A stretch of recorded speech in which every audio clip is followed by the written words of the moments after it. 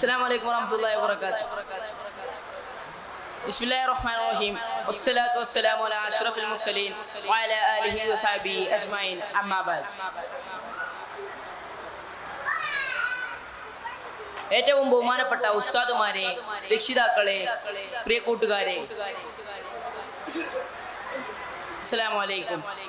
മുത്തുനബി സല്ലല്ലാഹു അലൈഹി വസല്ലമയുടെ 1500-ാം ജന്മദിനം അനുബന്ധിച്ച് ഈ മഹത്തായ പ്രോഗ്രാമിലാണ് നാം ഒരുമിച്ച് കൂടിയത്.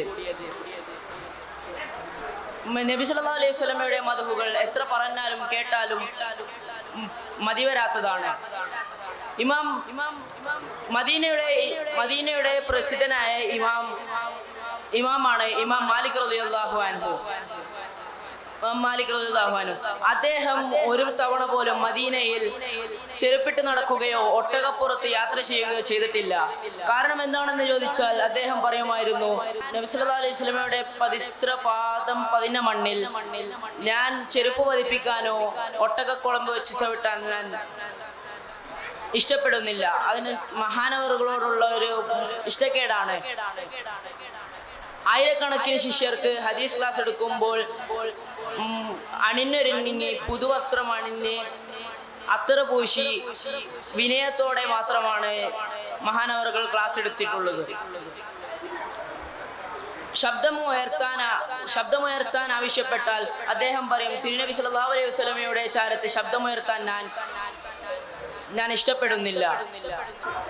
ഇമാം മാലിക് റളിയല്ലാഹു അൻഹുയുടെ ഈ മുഹബ്ബത്തിലൂട്ടിയ സംഭവങ്ങൾ കണ്ട് ഒരു ദിവസം ഒരു ഖലീഫയായ ഹാറൂൻ റഷീദ് റളിയല്ലാഹു അൻഹു ഒരു ദിവസം അദ്ദേഹത്തെ സന്ദർശിക്കാൻ വന്നു.